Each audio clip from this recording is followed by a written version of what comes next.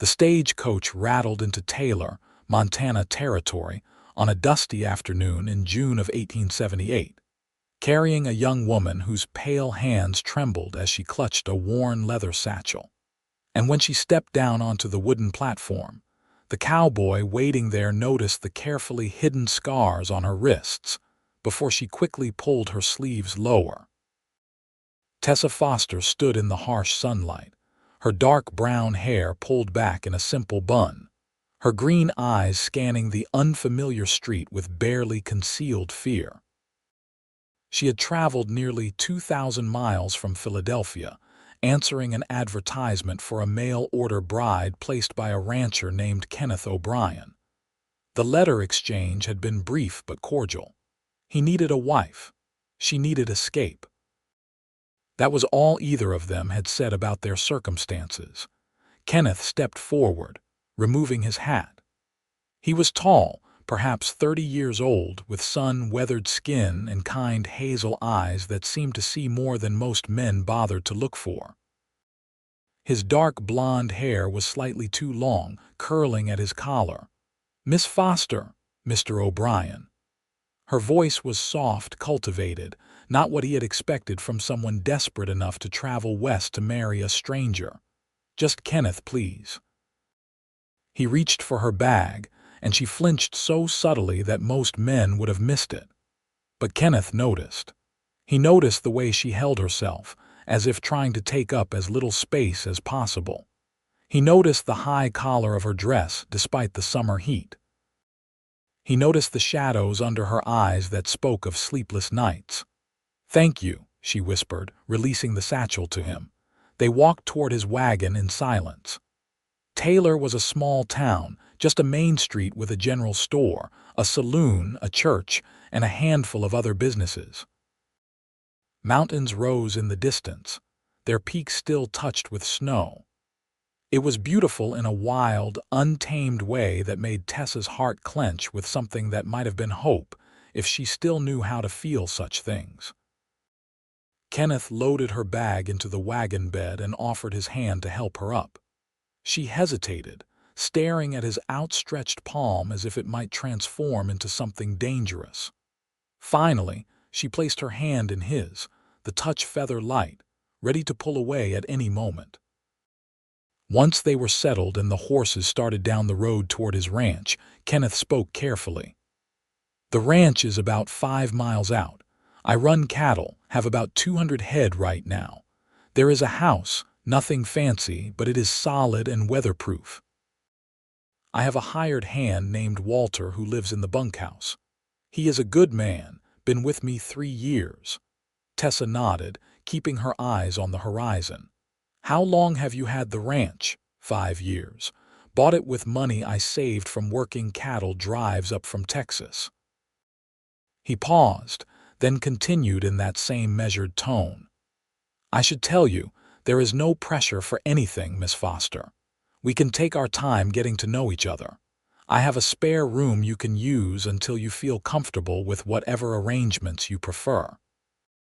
Her head turned sharply toward him, surprise flickering across her features. "You would do that? But I thought the letters said—" "I know what the arrangement was supposed to be," Kenneth said quietly. "But I am not the kind of man who would force anything on a woman, no matter what some paper says. You came a long way and you deserve to feel safe." Tears suddenly welled in Tessa's eyes, and she turned away quickly, swiping at them with her sleeve. That motion caused the fabric to ride up, revealing the pale scars more clearly. She saw Kenneth's gaze drop to them, saw the moment of recognition and waited for the questions, the judgment, or worse, the pity. Instead, he looked back at the road and said simply, "You are safe now." Those 3 words broke something in her chest, something that had been holding her together through sheer force of will. She did not sob or make a sound, but tears streamed down her face as they rode, and Kenneth pretended not to notice, giving her the dignity of her grief. The O'Brien ranch appeared as they crested a small rise. The house was indeed modest, a well-built wooden structure with a covered porch. A barn stood nearby, along with several corrals holding horses. The bunkhouse was a smaller building set apart from the main house. Everything looked neat and well-maintained, speaking to Kenneth's character more than any words could. Walter emerged from the barn as they pulled up.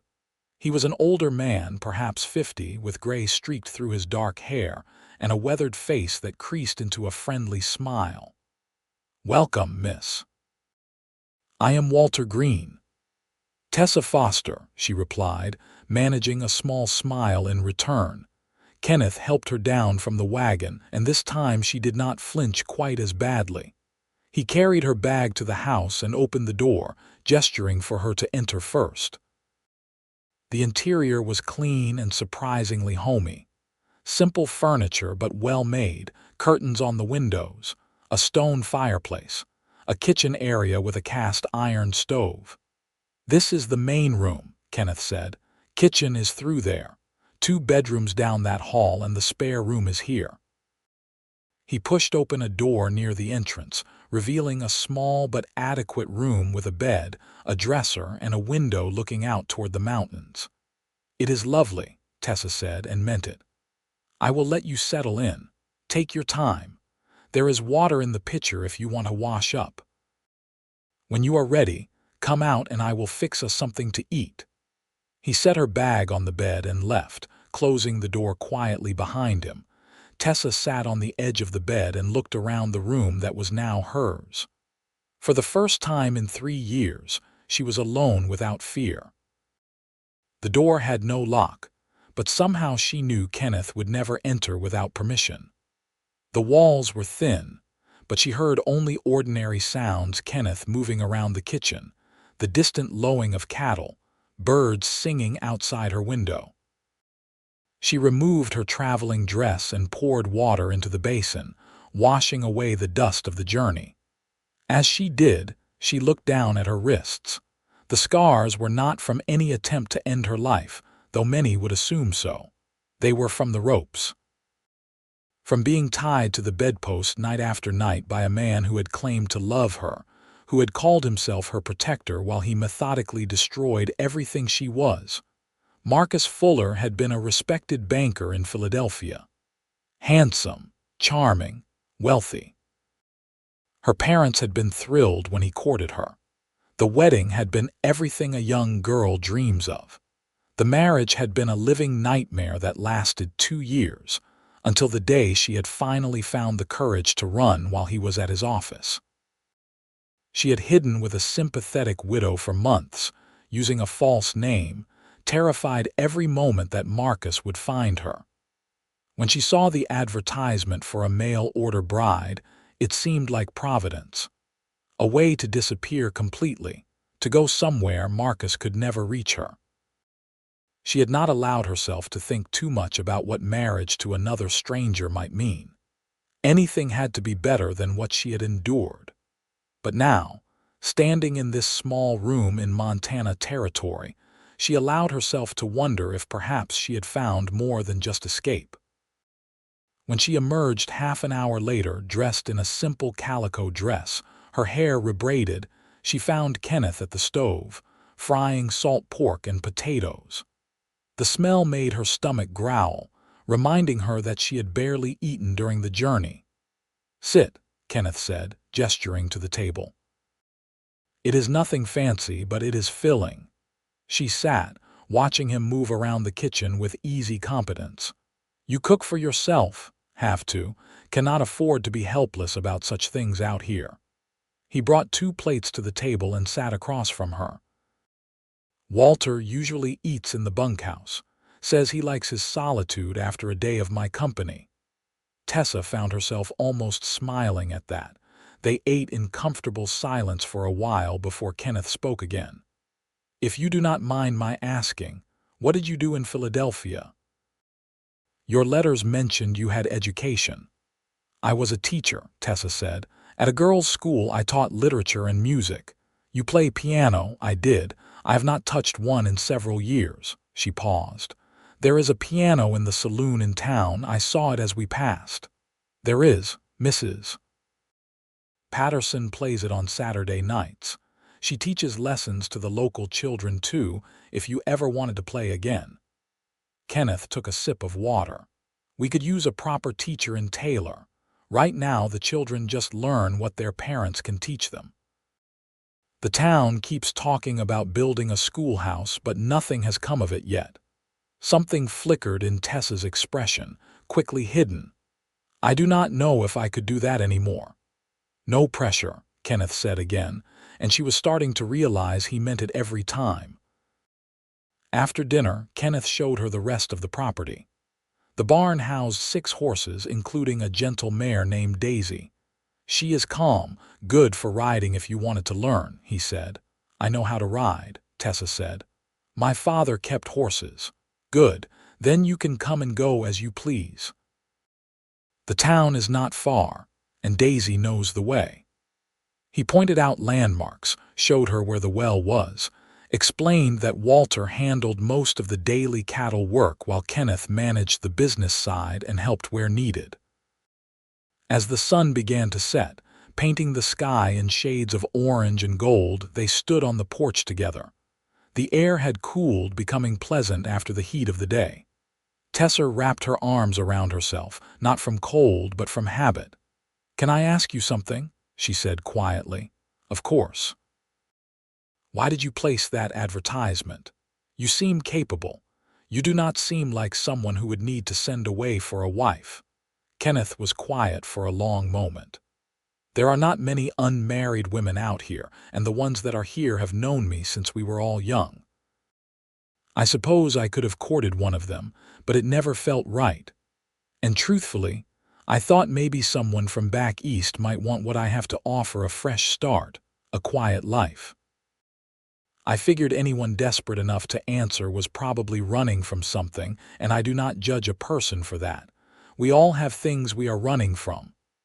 "What are you running from?" The question slipped out before she could stop it. Too personal, too soon. But Kenneth did not seem offended. "My father," he said simply. "He wanted me to be a banker in Boston, had my whole life planned out. When I said I wanted to go west, he told me I was not his son anymore. Have not spoken to him in 7 years. I am sorry. I am not. I would rather be here, living a life that is mine, than back there living his." He turned to look at her in the fading light. "I think maybe you understand that." She did. More than he knew. That night, Tessa lay in her bed in the small room and listened to the sounds of the ranch. She heard Kenneth moving around for a while, heard the door to his room close, heard the house settle into quiet. She waited for the fear to come, the certainty that the door would open, that footsteps would approach, that her momentary peace was just an illusion. But the door did not open. No footsteps came. And slowly, eventually, she fell into the first truly restful sleep she had experienced in years. The next few days passed in a careful dance of 2 strangers learning to exist in the same space. Kenneth rose early to work, left Tessa to herself, came in for meals that she had started preparing without being asked. She needed something to do, some way to feel useful, and cooking was safe.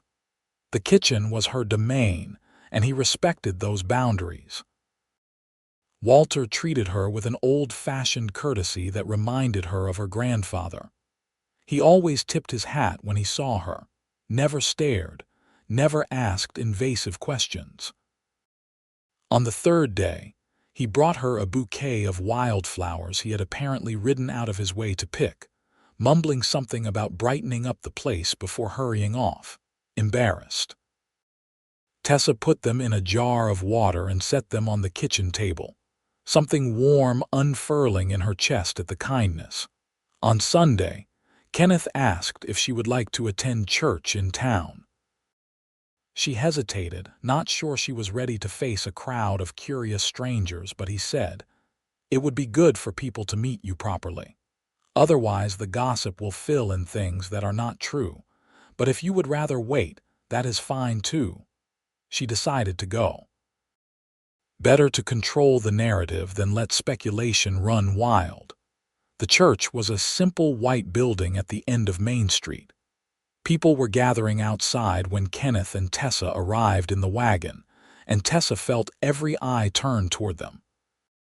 She lifted her chin, calling on old reserves of strength, and walked beside Kenneth with as much dignity as she could manage.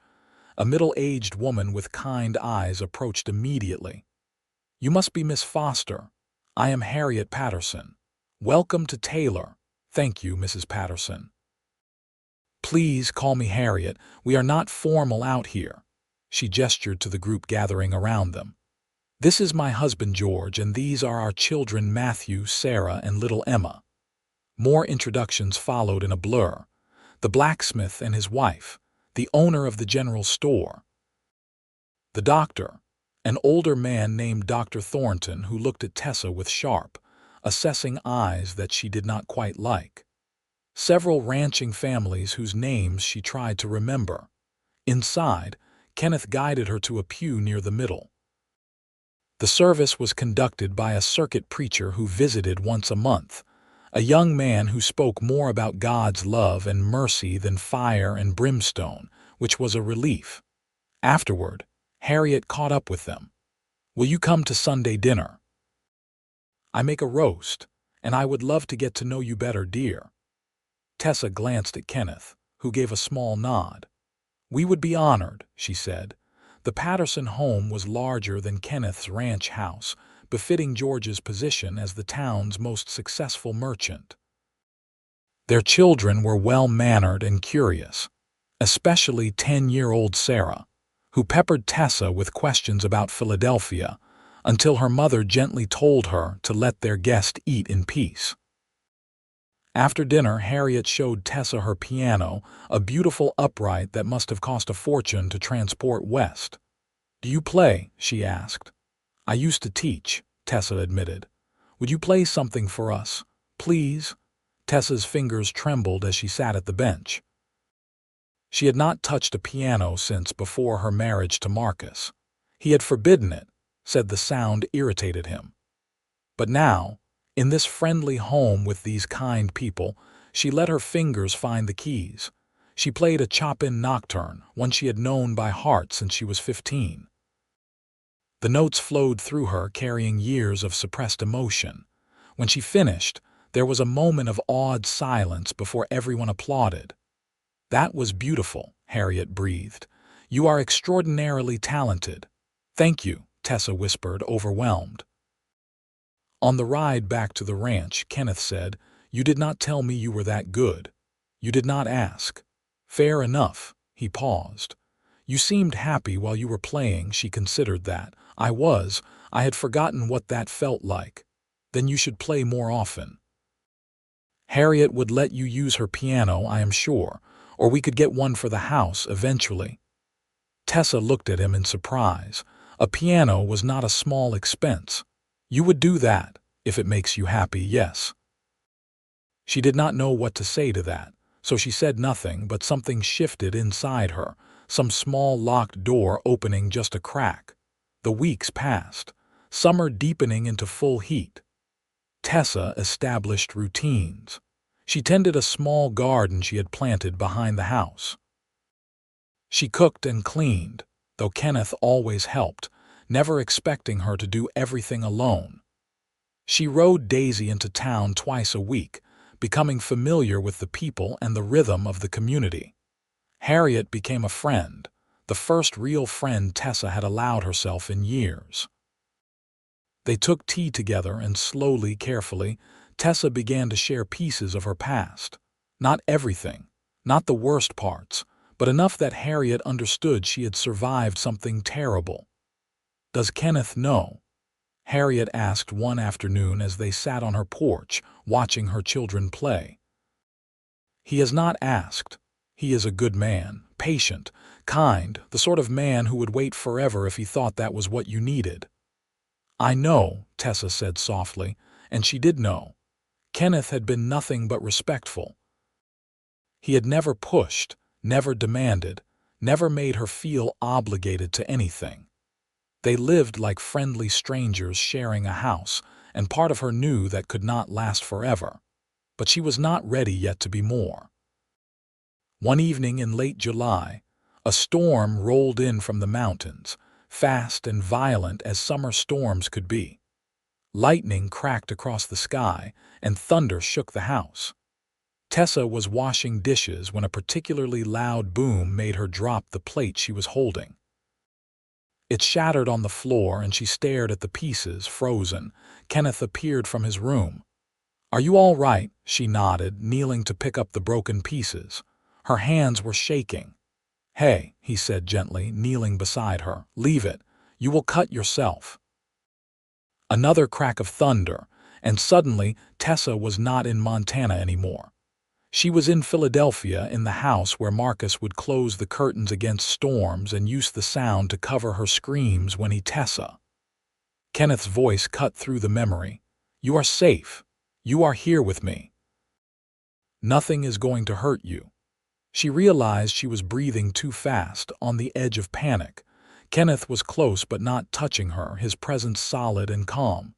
"Can you look at me?" he asked quietly. She forced her eyes to focus on his face, his steady hazel eyes, his concerned but gentle expression.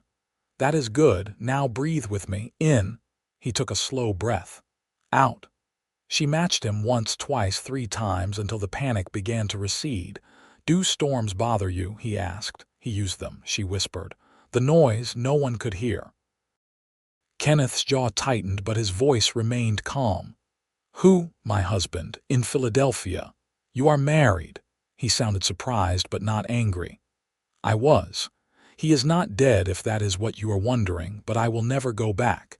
He can search forever, but he will never find me here." She met Kenneth's eyes. "I should have told you before. I am sorry." "Do not be sorry. You survived. That is what matters." He paused. "Does he know where you went?" "No, I used a false name when I answered your advertisement. Tessa Foster is my real name, what I was born with, but I have not used it in 3 years. He knew me as Tessa Fuller. If he searches, he will not find any record of a Tessa Fuller heading west." Kenneth nodded slowly. "You are safe here. I promise you that. If he somehow did find you, he would have to go through me first." The certainty in his voice made her eyes burn with tears. "Why are you so kind to me? Why would I be anything else?" She could not answer that.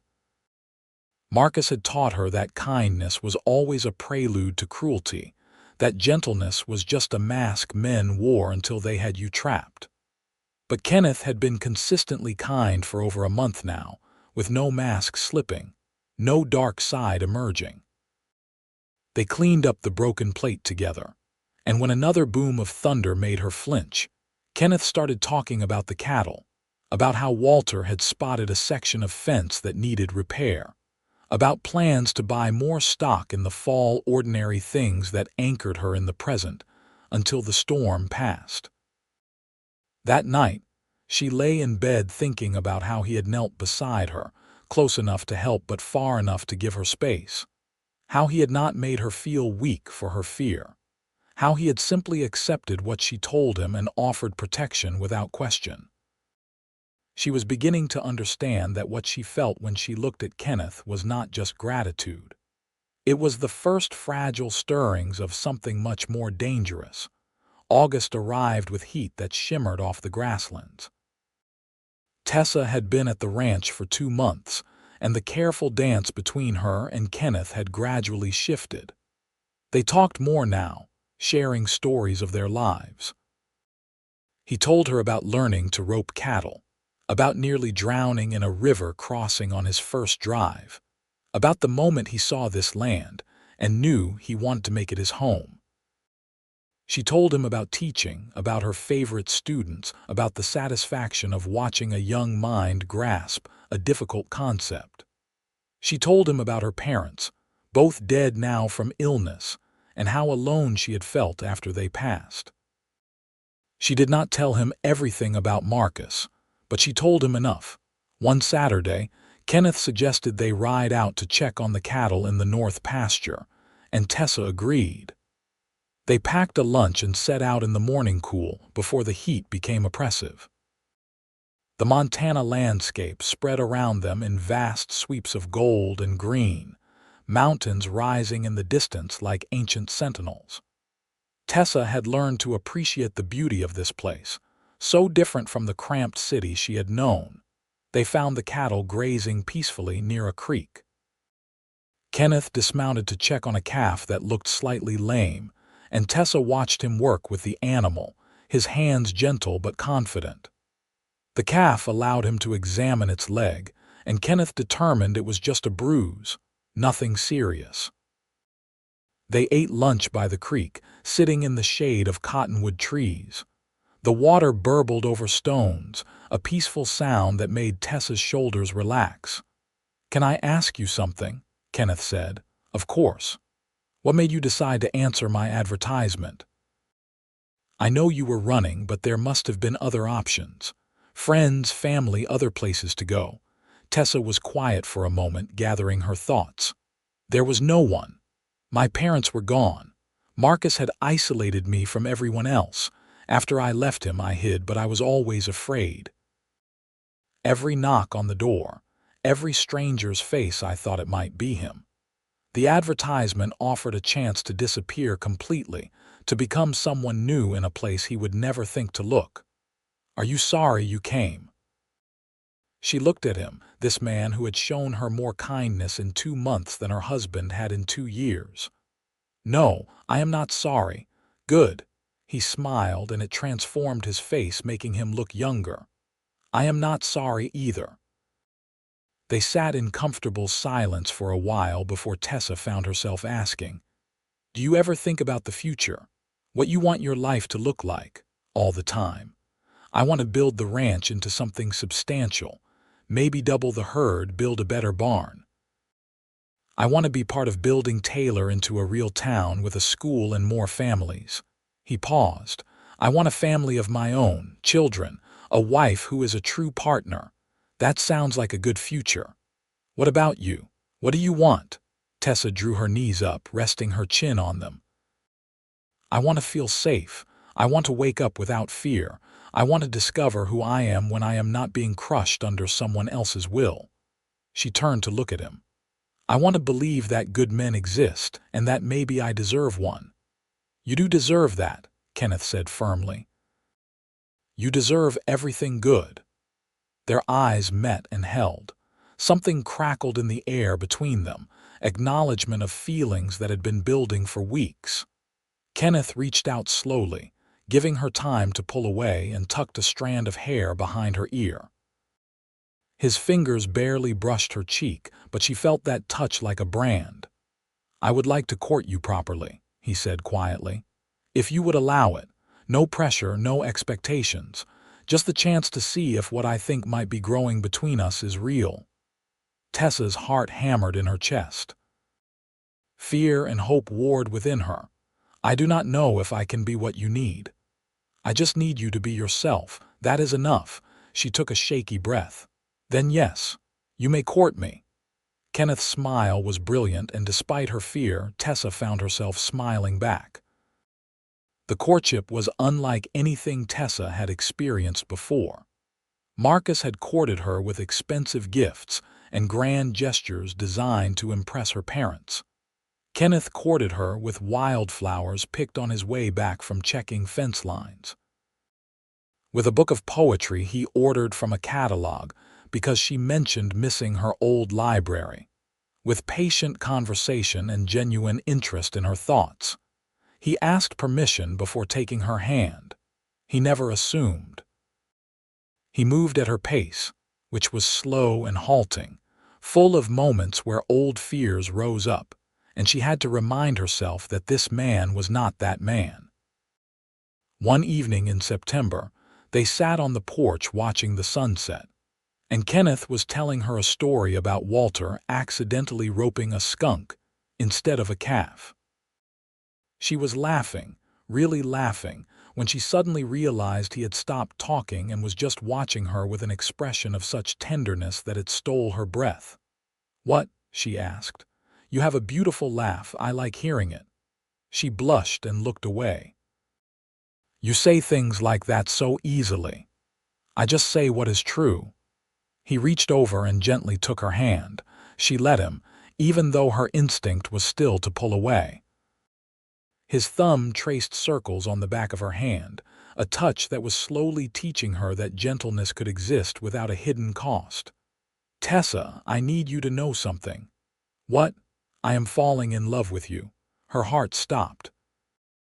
The words hung in the air between them, terrifying and wonderful all at once. "You do not have to say anything back," Kenneth continued quickly. "I just wanted you to know. No expectations, just the truth." Tessa stared at their joined hands. She thought about the last 2.5 months. How safe she felt here. How Kenneth had never once made her feel small or afraid. How he valued her thoughts, her laughter, her presence. How just being near him made the world seem less dark. "I think I might be falling in love with you too," she whispered. "But I am terrified." "Of me." "Of trusting again. Of being wrong about you. Of finding out that this is all just another trap." Kenneth squeezed her hand gently. "I cannot promise I will never make mistakes or that I will never disappoint you. I am human and flawed, but I can promise that I will never hurt you on purpose. I will never use my strength against you. I will never make you feel less than you are." He paused. "And I will spend as long as it takes proving that to you." Tears slipped down Tessa's cheeks. "What if I cannot be a proper wife? What if I am too broken?" "You are not broken. You are healing. There is a difference." He reached up with his free hand and gently wiped away her tears. "We will figure everything out together at whatever pace you need. I am not going anywhere." That night, Tessa lay in her bed and thought about the possibility of a future. Not just survival, but actual happiness. It seemed almost too much to hope for, and yet here it was, offered freely by a man who asked nothing in return but the chance to love her. October brought cooler weather and the hard work of preparing for winter. Kenneth and Walter spent long days moving cattle to lower pastures and stockpiling hay. Tessa helped where she could, cooking large meals to fuel their work, mending clothes and tack, making lists of supplies they would need. In the evenings, she and Kenneth would sit together, sometimes talking, sometimes reading quietly side by side. The physical distance between them had gradually lessened. Now they sat close enough that their shoulders touched. He would put his arm around her and she would let herself lean into his warmth. One evening, as they sat like that, Tessa said, "Tell me about your mother." Kenneth was quiet for a moment. "She was kind, gentle. She died when I was 12, fever took her fast. I think that is when my father became so hard. He loved her, and when she was gone, it was like all the softness in him died too." "I am sorry." "She would have liked you," Kenneth said. "She believed in resilience, in people's ability to heal. She used to say that broken places, if they heal right, become the strongest parts of us." Tessa thought about that. "Do you believe that?" "I do. You are one of the strongest people I know, Tessa. You survived something terrible and you are building a new life. That takes incredible courage." She turned to look at him. "I do not feel courageous. The bravest people usually do not." He stroked her hair gently. "Can I kiss you?" The question sent a jolt through her. She had known this moment would come eventually. Part of her wanted it. But another part, the part that remembered Marcus's rough, demanding kisses that were about power and not affection, made her tense. Kenneth felt her stiffen and immediately said, "Or not. I am sorry too soon." "No, wait." Tessa took a breath. "I want to. I am just afraid." "Of me?" "Of the memory. He ruined even simple things like kissing." Kenneth's jaw tightened. "If I ever meet this man, I will have a very hard time remembering I am supposed to be civilized." Despite her tension, Tessa almost smiled. "You are civilized, that is the point. Will you let me try? And if you do not like it, we stop immediately." She nodded, her heart racing. Kenneth cupped her face in both hands, his touch feather light. He leaned in slowly, so slowly, giving her every chance to pull away. When his lips touched hers, it was soft and gentle, a question rather than a demand. He kissed her carefully, tenderly, as if she were something precious that might break. Tessa felt tears leak from her closed eyes. This was what a kiss should be. This was affection and care and respect. When Kenneth pulled back, he wiped her tears with his thumbs. "All right?" he asked. "Yes," she whispered.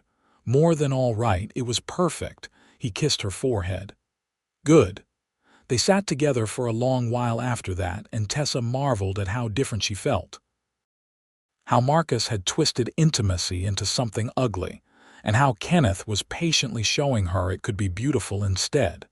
November came with the first real cold. Snow dusted the mountains and occasionally fell in the valley, though it did not yet stick. Tessa and Kenneth were riding back from town one afternoon when they saw smoke rising from the direction of the Patterson ranch. "That is too much smoke for a chimney," Kenneth said grimly. He urged his horse faster, and Tessa followed. They arrived to find the barn fully engulfed in flames. George and his sons were trying to get the animals out while Harriet stood with Emma, both of them crying. Kenneth immediately dismounted and ran to help. Tessa went to Harriet. "What happened?" "We do not know. George was in town. The boys were doing chores. Suddenly the barn just went up."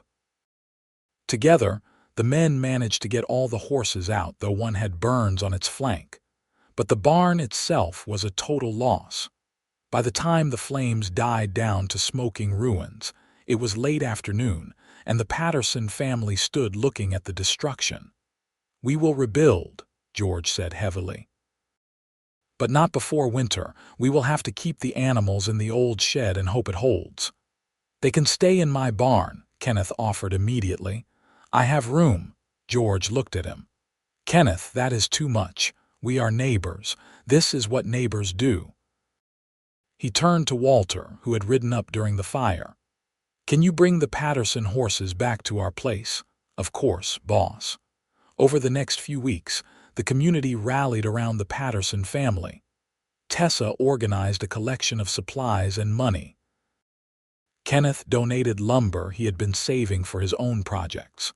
Plans were made for a barn raising in the spring. Through it all, Tessa felt something shift inside her. This sense of community, of people helping each other through hardship, was so different from the cold, transactional relationships she had known in Philadelphia society. Here, people cared. Here they showed up for each other. One evening in late November, as she and Kenneth sat by the fire, she said, "I have been thinking." "About what?" "About the future, about us." She took a breath.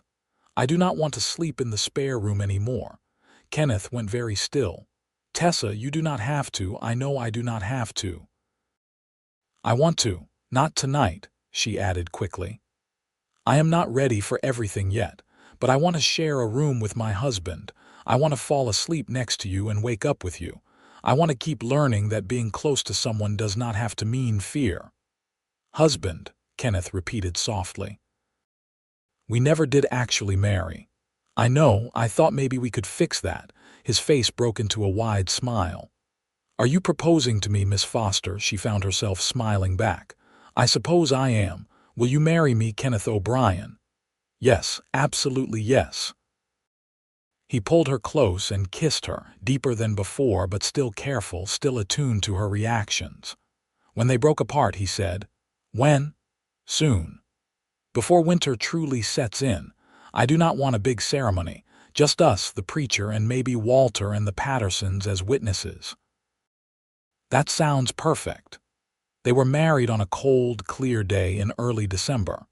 Tessa wore a simple blue dress that Harriet helped her make. Kenneth wore his best suit, his hair neatly trimmed. The ceremony was held in the church with just their small group of witnesses. When the preacher asked if Kenneth would take Tessa as his wife, he said, "I will," with such conviction that her eyes filled with tears. When he asked if Tessa would take Kenneth as her husband, she looked at this man who had shown her what real love looked like and said, I will." They exchanged simple gold bands, and when the preacher said Kenneth could kiss his bride, he did so gently, mindful even in this moment of her comfort. Afterward, Harriet insisted on hosting a small celebration at her house. There was food and laughter, and at one point, someone suggested Tessa should play the piano. She did, and Kenneth stood beside the instrument, watching her with such obvious love that Harriet whispered to her husband, "Those two are going to be very happy." That night back at the ranch, Tessa moved her belongings into Kenneth's room. Their room now. She changed into a nightgown, suddenly nervous despite everything. Kenneth was already in bed when she emerged from behind the changing screen. He looked at her and his expression was soft. "Come here." She climbed into bed beside him, and he pulled the quilts up over both of them. Then he simply put his arm around her and drew her close so that her head rested on his chest. "This is enough," he said quietly. "Just this. We have all the time in the world for everything else." Tessa felt tension drain out of her. She had not realized how afraid she was that he would expect more immediately. "Thank you." "For what?" "For understanding, for being patient, for being you." He kissed the top of her head. "Go to sleep, Tessa, you are safe," and she was. For the first time in years, she was truly, completely safe. Winter settled in earnest. Snow fell and piled high. The work shifted to maintenance and care of animals. Kenneth and Walter spent hours each day breaking ice in troughs and distributing hay. Tessa kept the house warm, cooked hearty meals, and discovered she loved the quiet, enforced closeness of winter. Sharing a bed with Kenneth became natural. She grew accustomed to his presence beside her, his steady breathing, his warmth. Sometimes they would lie awake talking in the darkness. He told her his dreams for the ranch. She told him about books she had loved, students she remembered. One night in January, as they lay together, Tessa felt desire stir for the first time since before her marriage to Marcus. Kenneth was stroking her hair absently, and the gentle touch sent warmth through her body that had nothing to do with the fire in the stove. "Kenneth," she whispered. "Yes, I think I am ready." For more, his hand stilled. "Tessa, are you sure?" "I am sure." She raised herself on one elbow to look at him in the dim firelight. "I trust you, I love you, and I am tired of letting my fear control me." He reached up and cupped her cheek. "If at any point you want to stop, you tell me. Promise me that." "I promise." What followed was tender and slow, so different from what Tessa had known that it barely seemed like the same act. Kenneth was patient, constantly checking that she was all right, responding to her comfort rather than his own desire. When she tensed at certain touches, he adjusted. When she needed to stop and breathe, he waited. Afterward, Tessa lay in his arms and cried, but this time from relief and joy rather than pain. "All right?" Kenneth asked, holding her close. "Better than all right.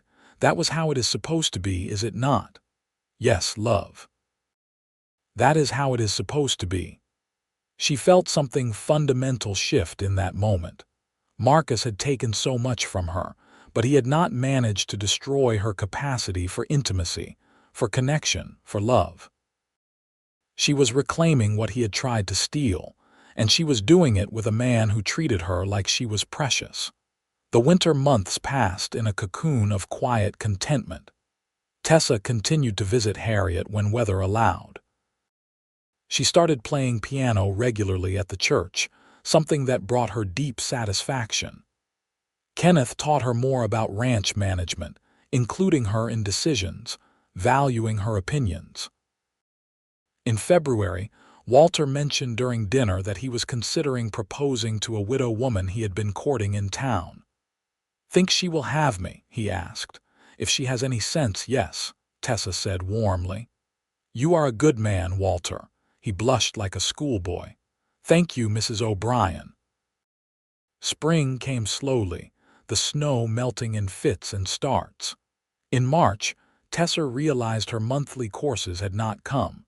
She waited another month to be sure, then told Kenneth one evening as they sat on the porch watching the sunset.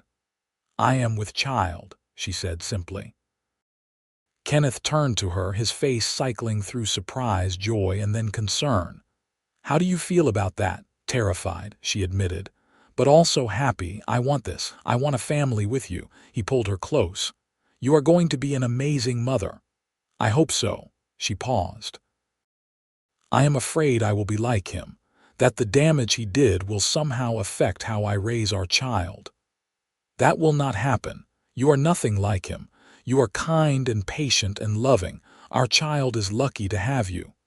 The pregnancy progressed normally. Tessa suffered morning sickness through the early months, then bloomed with health as summer arrived. The whole town was excited, with Harriet particularly thrilled. She threw a small gathering for Tessa, and the women of Taylor brought gifts. They had made tiny clothes, blankets, a carved cradle from the woodworker. In September, as Tessa grew large and uncomfortable, Kenneth fussed over her constantly, much to her alternating amusement and irritation. "I am pregnant, not made of glass," she told him when he tried to prevent her from hanging laundry. "I know. I just want you to be careful." "I am always careful. Now let me be useful or I will go mad from boredom." On a cool October evening, 2 years after Tessa had first arrived in Taylor, her pains began. Kenneth immediately rode for Dr. Thornton and Harriet. The next 12 hours were a blur of pain and effort, but Harriet was there, guiding her through it, and Kenneth held her hand whenever he was allowed in the room. Just after dawn, Tessa gave birth to a healthy baby boy. When Dr. Thornton placed him in her arms, she looked down at the tiny red face and felt overwhelming love crash over her. "He is perfect," she whispered. Kenneth, who had come in as soon as the doctor allowed, sat on the edge of the bed and looked at his son with wonder. "He really is." "What should we name him?" They had discussed this. Kenneth had suggested naming the baby after Tessa's father if it was a boy. "James," she said. "James Walter O'Brien." Kenneth smiled. "Walter will be impossible to live with when he hears that." Baby James was a good infant, nursing well and sleeping in reasonable stretches. Walter was indeed thrilled to have a namesake and took his honorary uncle duties very seriously. Harriet was a constant source of advice and support.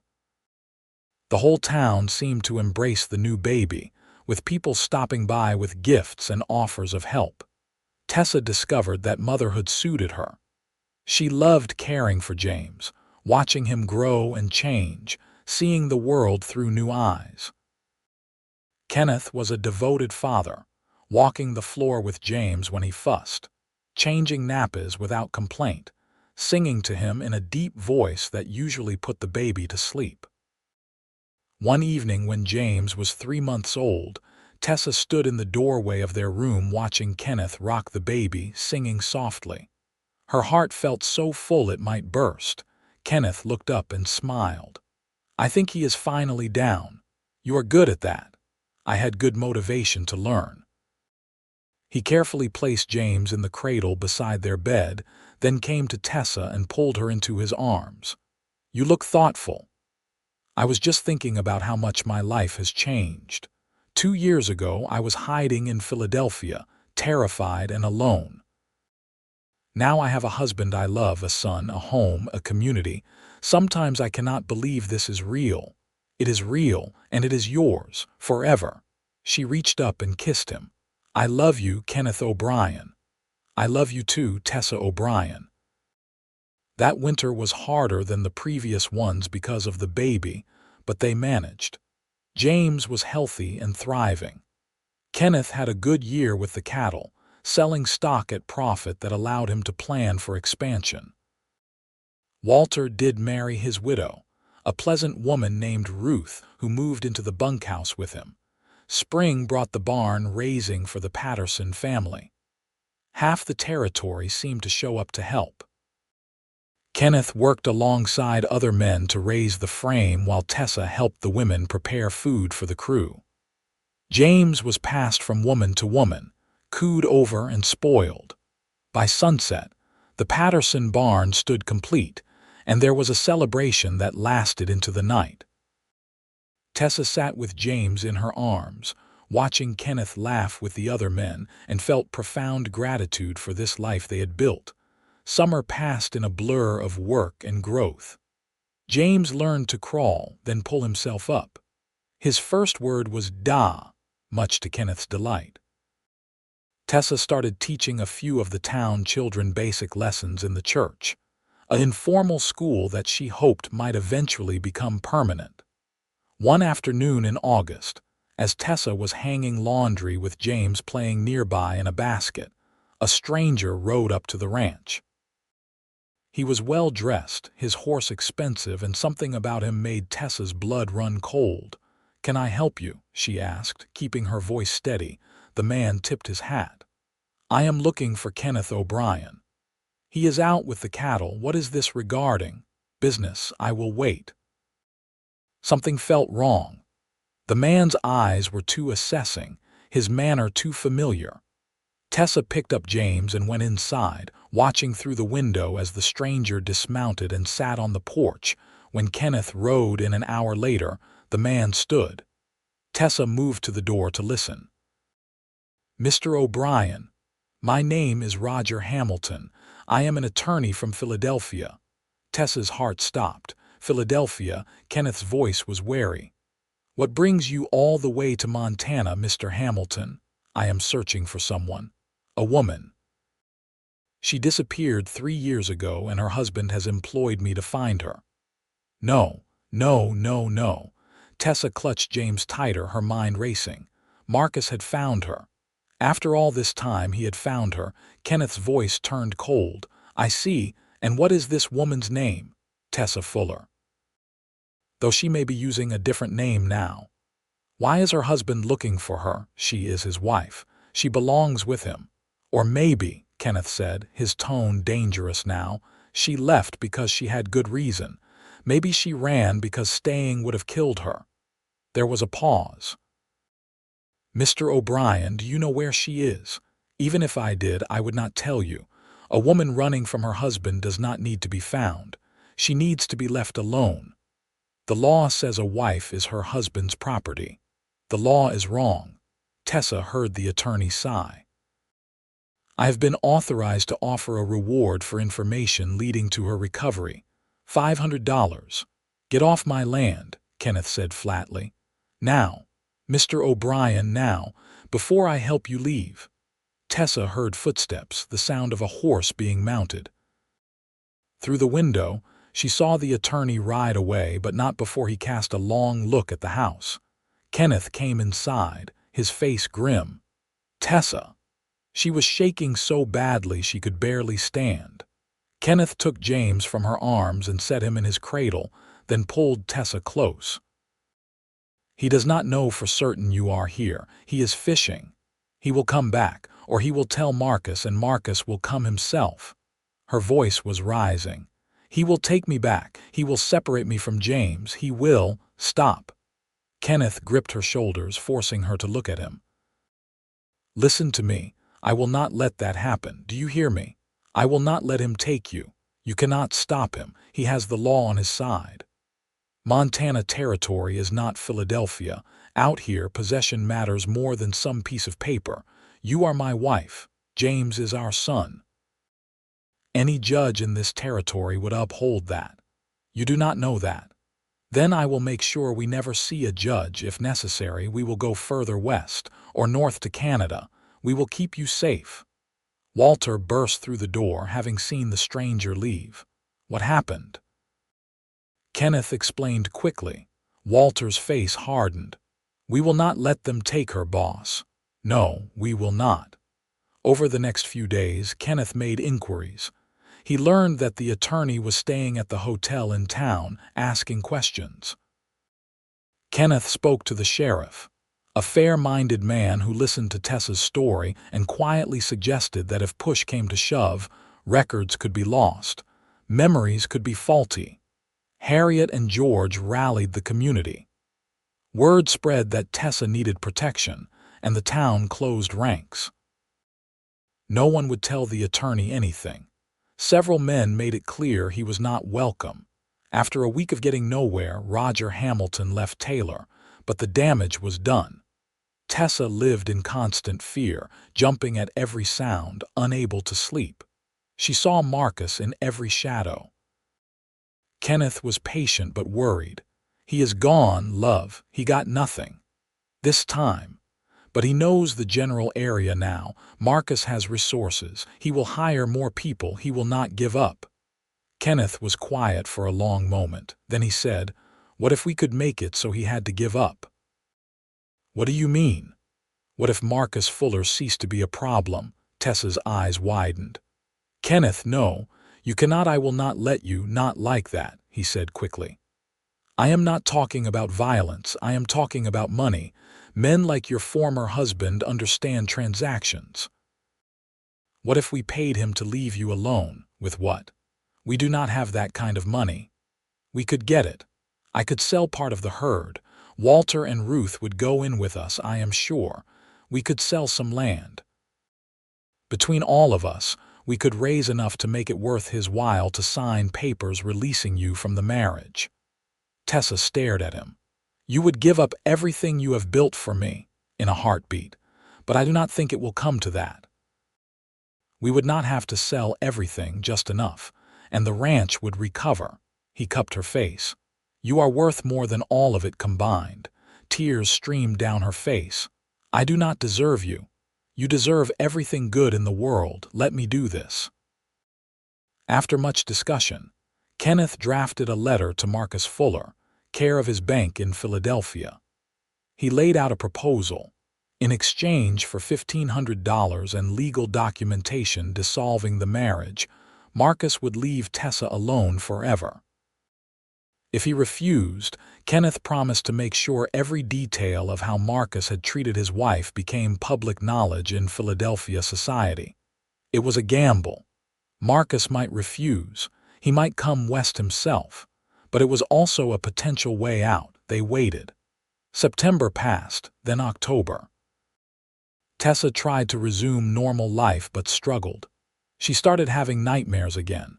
She was short-tempered and anxious. Kenneth worried but did not push, just stayed close and kept reassuring her. In November, a response came. Marcus's attorney wrote that Marcus was willing to accept the proposal, but the amount would need to be $2,000, and Marcus wanted assurance that Tessa would never return to Philadelphia or make any claim on his property or reputation. Kenneth immediately agreed to the terms. Between him, Walter and Ruth, Harriet and George, and several other families in town who insisted on helping, they raised the money. Kenneth hired a lawyer in Helena to draft ironclad documents. In December, the full packet was sent to Philadelphia with instructions. Christmas passed in tense waiting. James had his first Christmas, delighted by the simple toys Kenneth carved for him, but Tessa could not fully enjoy it. Then in January, the final papers arrived. Marcus's signature was witnessed and notarized. The marriage between Marcus Fuller and Tessa Foster Fuller was legally dissolved. Marcus agreed never to contact or approach Tessa again. The money had been received. It was over.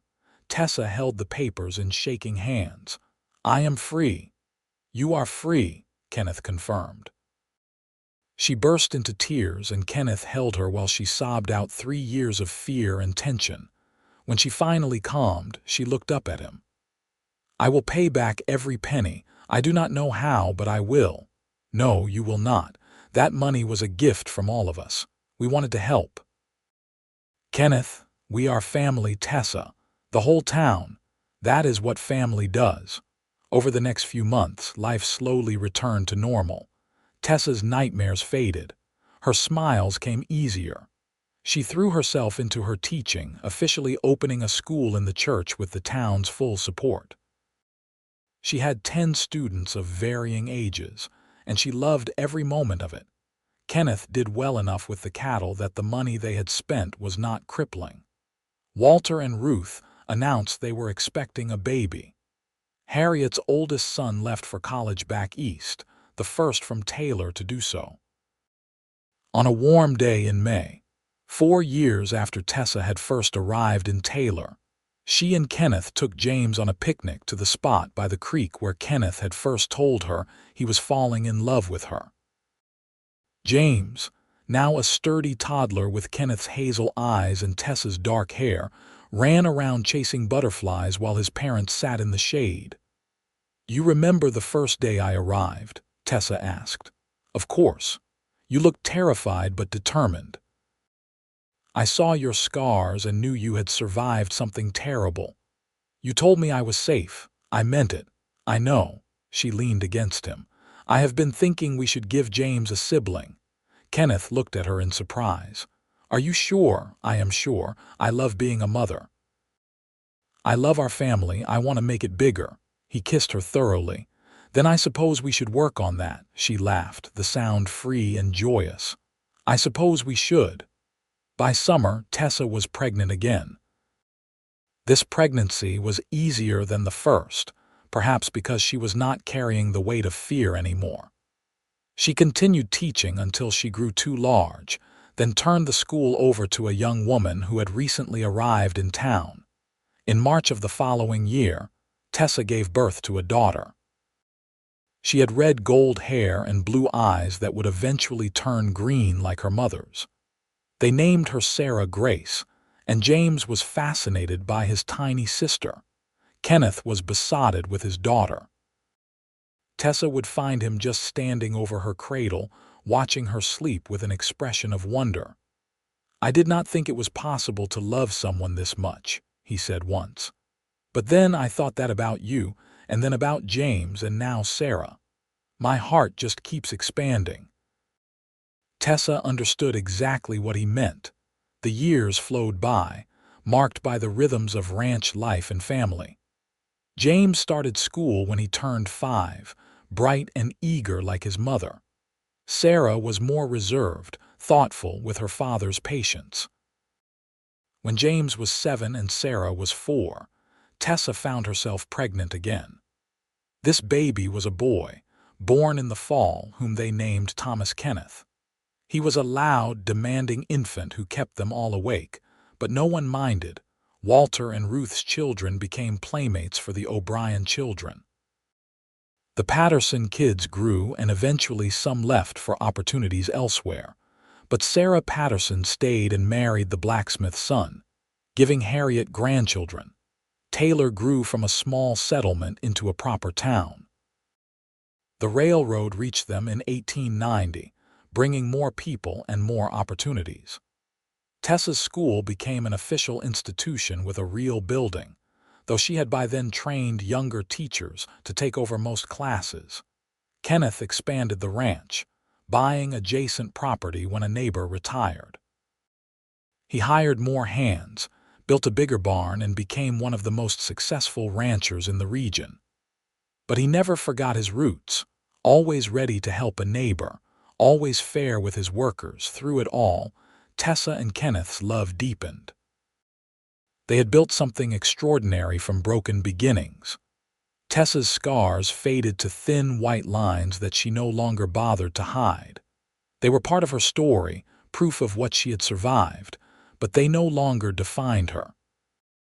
On their 20th wedding anniversary, Kenneth took Tessa back to that same spot by the creek. Their children were with Walter and Ruth for the day, giving them rare time alone. 20 years, Kenneth said, pulling her close. Sometimes it feels like yesterday you stepped off that stagecoach.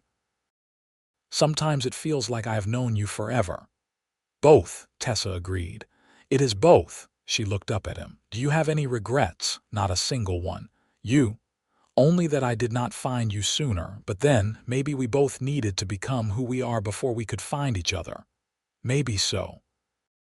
They sat by the creek as the sun set. Two people who had found healing and love in each other, who had built a family and a life worth living. Tessa thought about the terrified young woman who had arrived in Taylor all those years ago, and she barely recognized her. That woman had been so broken, so afraid, so certain she would never be whole again. But she had been wrong. With Kenneth's patient love, with the support of a community that became her family, with time and effort and courage, she had healed. She had become someone new, someone stronger. The scars remained, but they no longer hurt. "Thank you," she said softly. "For what?" "For seeing me when I could not see myself. For showing me what love really means. For giving me a life I never imagined I could have." Kenneth kissed her forehead. "Thank you for trusting me enough to try.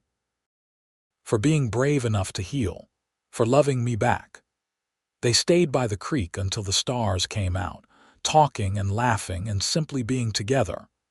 Eventually, they rode back to the ranch where their children waited, where their life continued in all its messy, beautiful reality. Tessa looked at the house as they approached, lights glowing in the windows, and felt such overwhelming gratitude that it brought tears to her eyes. This was home. These people were hers. This life, built from the ashes of her old one, was more than she had ever dared to dream. Kenneth helped her down from her horse and kept his arm around her as they walked to the house. Before they went inside, he paused and looked down at her. "I love you, Tessa O'Brien." "I love you too, Kenneth O'Brien. Always." Inside, their children rushed to greet them. James, nearly grown now at 15, tall like his father. Sarah, 12, with her thoughtful eyes and quick smile. Thomas, 8, loud and energetic. They all talked over each other, sharing stories of their day with Walter and Ruth. Later, after the children were in bed, Tessa and Kenneth sat on their porch watching the moon rise over the mountains. It was a clear night, cold but beautiful, the kind of night that made you grateful to be alive. "What are you thinking about?" Kenneth asked. "Everything. Nothing. How lucky I am. How far I have come." She squeezed his hand. "How much I am looking forward to growing old with you. We are going to have a good life together," Kenneth said. "We are going to watch our children grow and have children of their own. We are going to sit on this porch when we are old and gray and remember everything we have lived through, and it is going to be wonderful." "It already is wonderful." "It is," he agreed. "It really is." They sat together in comfortable silence, two souls who had found each other against all odds, who had built something beautiful and lasting from pain and fear. The night deepened around them, but inside the house, warmth and light glowed steadily, a beacon of home and safety and love. Tessa thought back to that first day when Kenneth had seen her scars and said simply, "You are safe now." He had been right. She was safe. And more than that, she was happy, truly and deeply happy in a way she had never thought possible. The years continued to pass. James grew into a fine young man, and eventually took over more responsibility on the ranch, showing his father's skill with cattle and his mother's intelligence. Sarah discovered a talent for healing and began apprenticing with the doctor, one of the first women in the territory to pursue medicine. Thomas remained the wild one, always getting into scrapes, but with a good heart that reminded Tessa of Walter. When Tessa was 45, she became a grandmother for the first time. James married a schoolteacher from Helena, and they had a daughter. Tessa held her granddaughter and marveled at the continuation of the family she and Kenneth had created. Kenneth aged gracefully, his hair turning silver but his eyes remaining as kind and steady as they had been the day Tessa met him. He walked a bit slower, took a bit longer to recover from hard days, but his love never wavered. On their 30th anniversary, the whole family gathered at the ranch. Children, grandchildren, old friends from town. There was food and music and laughter. Harriet played the piano while Tessa sang, her voice still clear and strong. Walter, now in his 70s, sat with Ruth and held her hand while they watched the young people dance. As the evening wound down and people began to leave, Kenneth pulled Tessa onto the porch, away from the noise. 30 years, he said, shaking his head in wonder. Best 30 years of my life, Tessa replied. Mine too. He took both her hands in his. I have something for you. He pulled out a small wooden box, beautifully carved. Inside was a silver locket on a delicate chain. When Tessa opened it, she found tiny photographs of their 3 children on one side and Kenneth on the other. It is beautiful, she whispered. Turn it over. On the back, engraved in tiny letters, were the words, "You are safe now, forever." Tessa's eyes filled with tears.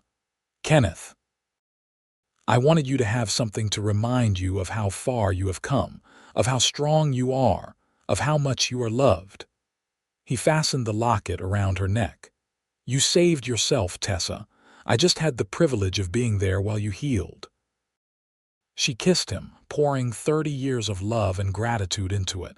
When they broke apart, she said, "We saved each other. I gave you a family. You gave me a life. We did it together." Together, he agreed. Always together. They stood on the porch watching the moon, just as they had countless times before, and Tessa felt complete. The girl who had arrived in Taylor with scars on her wrists was gone, replaced by this woman who knew her own strength, who loved and was loved, who had built a legacy that would continue long after she was gone. The next morning, Kenneth woke to find Tessa already up, sitting at the kitchen table with a cup of coffee, staring out the window at the mountains. He poured his own coffee and joined her. "What are you thinking about?" he asked. "About writing it all down," she said. "My story, our story. I want our grandchildren to know where they came from. Not just the good parts, but the hard parts too. I want them to know that you can survive terrible things and still find joy. That broken people can heal. That love is real. That sounds like a good idea. Will you help me? I want to make sure I get your side of things right too. Of course I will help you." So Tessa began to write. She wrote about Philadelphia and Marcus, not sparing the ugly details. She wrote about the decision to become a mail-order bride, the terror and hope mixed together. She wrote about arriving in Taylor and meeting Kenneth, about his kindness, about learning to trust again. She wrote about their courtship and marriage, about the birth of their children, about building a life together.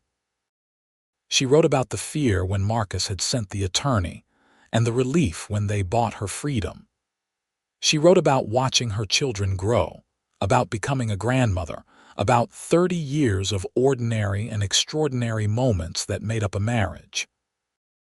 Kenneth read each page as she finished it, sometimes adding his own memories, sometimes just sitting quietly with tears in his eyes. "This is good," he said when she finally finished. "This is important.